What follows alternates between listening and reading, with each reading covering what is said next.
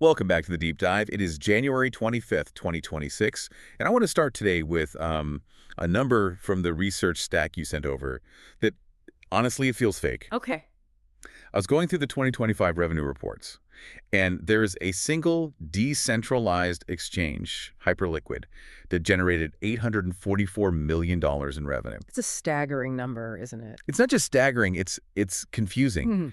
because, according to the same data, the entire Ethereum blockchain, the base layer that usually gets all the glory, Right, the market cap leader. it only did about 524 million. So you have a single app making way more money than the global supercomputer it runs on. If that doesn't signal the game has changed, Yeah. I don't know what does. That is the signal. That is the fundamental shift we're looking at right now. For years, the whole thesis was fat protocols. Right. The idea was you just buy the blockchain, ETH, SOL, whatever, and you win because that's where the value settles. But looking at 2026, that era is, well, it's effectively over. Yeah. We're in the institutional era, and specifically the era of the fat app. Fat app. Okay, so the value is finally actually accruing to the application layer, to the businesses, not just the road they're built on. Exactly. And that shift is the foundation for what we're doing today. You asked me to build an actual portfolio for 2026. Yep.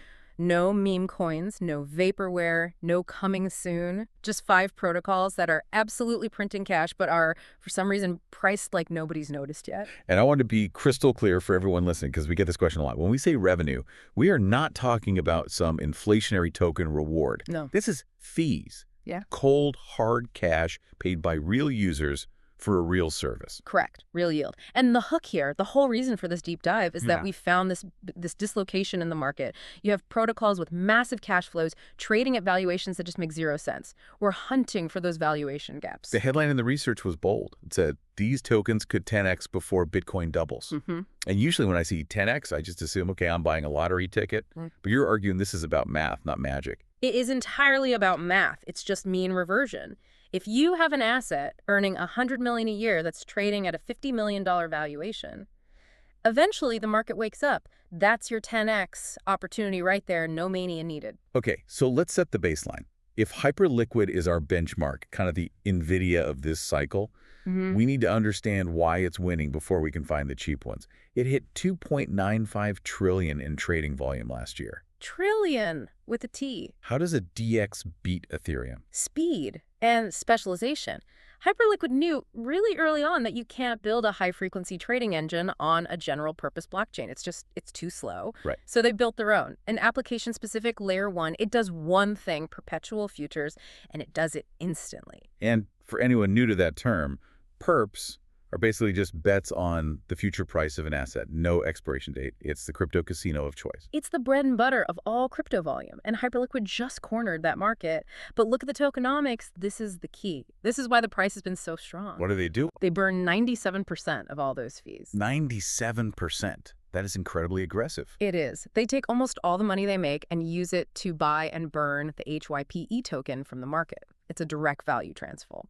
As usage goes up, the supply just shrinks. It's like a stock buyback on steroids. Which explains the price action. But here's the problem for our portfolio today. It's expensive.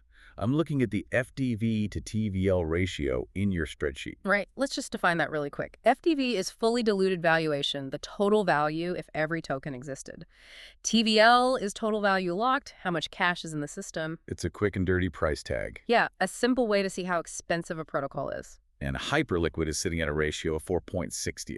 That feels premium. It's a massive premium. A 4.6 ratio means you are paying $4.60 for every dollar of capital in the system. It's priced for perfection. So for our portfolio, we aren't buying Hyperliquid. We're using it as the ceiling to find everything else. Okay, so find the things that are performing well but are priced like they're dying. Which brings us to our first actual pick. We're moving to the lending sector. The protocol is Morpho. And the ratio here is, well, it's night and day. It's just, yeah. Morpho is trading at an FDV TVL ratio of 0.12. 0.12 compared to 4.6. Yeah. That sounds like a distressed asset. Well, Honestly, when I see a ratio that low, I assume the protocol is ghost town or it got hacked. But your usage stats say the opposite. Monthly active users doubled in Q4 of last year. So what's the disconnect? The disconnect is because Morpho isn't trying to be a flashy app for you and me. They're building what the research called the DeFi mullet. I have to stop you. The DeFi mullet. Is that a real term? It is now. Business in the front, DeFi in the back. Think about apps like SafePal or BitGit. Okay, the fintech wallets. Exactly. Regular people use them. They have nice interfaces, customer support, all the business stuff. But on the back end, when a user clicks Earn Yield, the engine that's powering that is Morpho. So the user doesn't even know they're using it. They just see 5% on their USDC. Precisely. Morpho is becoming this universal backend for lending.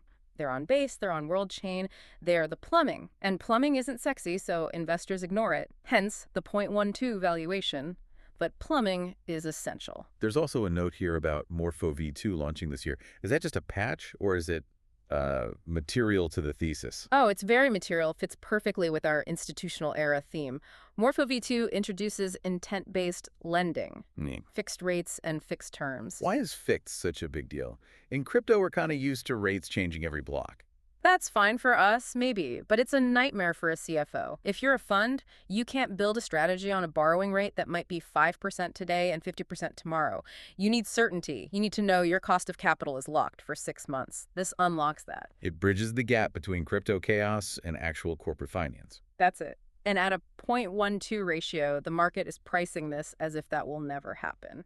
We're betting 25% of the portfolio that it will. Okay, 25% allocation to Morpho. Our infrastructure anchor. Let's move to yield. We've got a 20% allocation to Pendle. Now, I know Pendle, splitting assets into principal and yield tokens, we've covered that. But I see a new term in their 2026 roadmap. Boros. Boros. Sounds like a Bond villain. It does, doesn't it? But it might just be the hero for Pendle this year. Boros is a new trading venue they launched for trading perpetual funding rates. Okay, unpack that. Trading funding rates. So remember the perpetuals on Hyperliquid. To keep the contract price pegged to the real asset price, traders pay this funding rate. Like the cost of holding the position. Exactly. But that rate fluctuates like crazy. Sometimes it's 10%, sometimes it's 100% APR. Boros lets traders bet specifically on that rate. It's a derivative of a derivative. That sounds incredibly niche. Is there actually demand for that, or is this just engineers building cool stuff? In TradFi, it's a quadrillion-dollar market. They call it interest rate swaps. In crypto, it's just getting started. But in the first 5 months Boros was live, it did over $6 billion in notional volume. $6 billion. Okay, so the demand is absolutely real. But how does that help a token holder? Because historically, Pendle had this lockup problem. You had to lock your tokens for 2 years to get revenue share. A life sentence in crypto. An eternity. 2 years ago, NFTs were the future. Exactly, so they fixed it. With the new Spendle upgrade, that lockup is down to a 14-day withdrawal period. It's liquid. That's a huge improvement. And they changed the value accrual. Instead of just giving you more tokens, they're using up to 80% of protocol revenue to buy Pendle off the market. The buyback theme again. Revenue directly supporting the price. It's the theme of 2026. Pendle is dominating its niche. So 20% goes there. All right, moving on. We have lending, we have yield. Now, let's talk about trading actual assets. This next pick, GMX, feels like it's finally answering a question I've had forever. Why can't I trade Apple stock on a Sunday? Or why do I need a broker just to trade NVIDIA? Exactly. And GMX has been around, but this integration with Chainlink data stream seems like a huge step up. It has completely changed their total addressable market. As of this month, January 2026, you can trade perpetuals on U.S. equities. Tesla, NVIDIA, the S&P 500, all of it fully on-chain. 245 trading. 45. And it's gasless. Okay, from a product standpoint, that is incredibly sticky. But tell me about the V2.3 upgrade. In the old GMX, if you had a profitable Bitcoin trade and a losing ETH trade, they were siloed. You could get liquidated on the ETH trade even if your total account was up. Which is so frustrating. The money is there, it's just in the wrong pocket. Right. Cross-margin lets you pool that collateral. Your Bitcoin profits can cover your ETH losses. It's standard in TradFi, and now GMX has it. Makes it a professional-grade platform. And financially, they're also doing the buybacks. They call it buyback and distribute. In 1 week in January, they bought back 16,800 GMX tokens. It's a constant source of buy pressure. It's basically an automated dividend. Yep. So we're allocating 15% here. It's a cash flow monster with this new real-world asset narrative. Speaking of RWAs, that's the buzzword of the cycle. The research says the sector is approaching $20 billion. Our pick is Ondo Finance. But is this just because they tokenize T-bills? That feels a little 2024. That's where it started, but they've evolved. The reason they're in the portfolio at 10% is because they're the adults in the room. They're the bridge. Explain the bridge. Well, in Q1 this year, they expanded to Solana. That was huge. Ethereum is for settlement, but Solana is where the retail speed is, and they listed over 1,000 tokenized assets. 1,000. So I can buy a tokenized ETF. You can buy a tokenized version of almost anything. On January 8th alone, they launched 98 new assets, including thematic baskets for AI stocks or EV stocks, all on-chain. But the real moat here, is it the tech or is it the handshake? It's the handshake. It's the partnership with the DTCC. The Depository Trust and Clearing Corporation. The plumbing of Wall Street. For the DTCC to partner with Ondo on bond tokenization, that's a level of regulatory legitimacy that almost no one else has.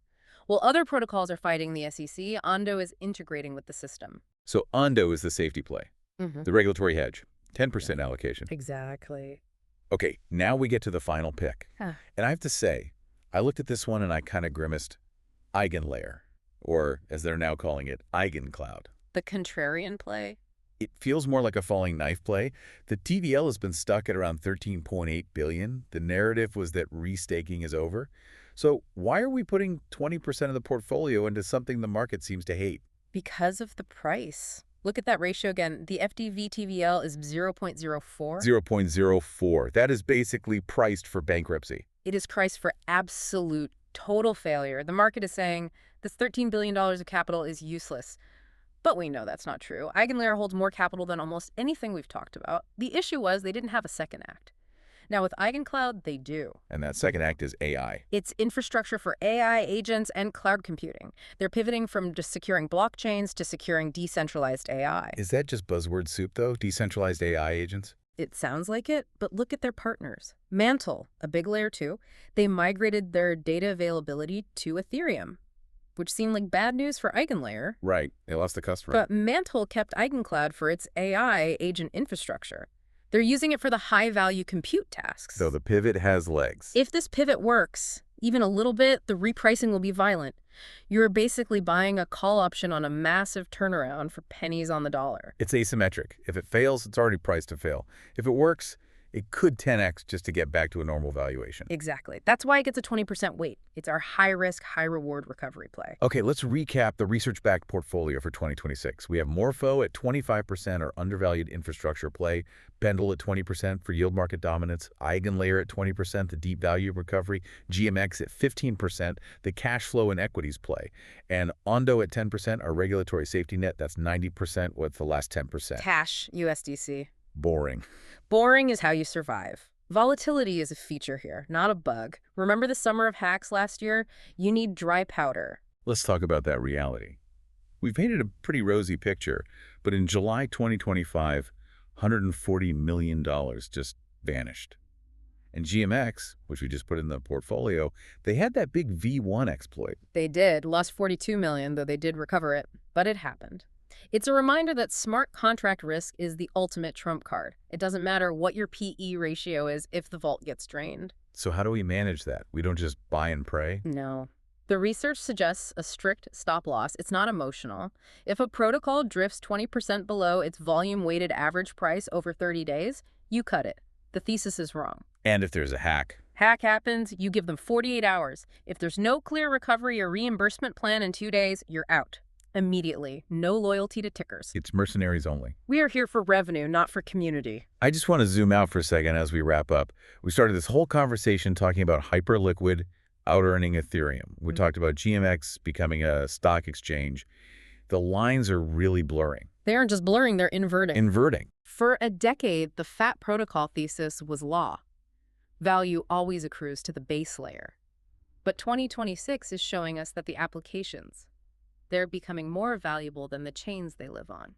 The cars are finally worth more than the roads. That's a massive paradigm shift. It means just holding ETH or SOL might not be the safest bet anymore. It might be the lazy bet. The alpha is in the apps that are actually generating fees. A fascinating way to kick off the year. So here's the homework for everyone listening. Open up your portfolio. Don't look at the price. Look at the FDV to TVL ratio. Are you holding expensive dinosaurs or are you holding undervalued giants? I do the math. The numbers don't lie. Thanks for diving deep with us. We'll see you in the next one.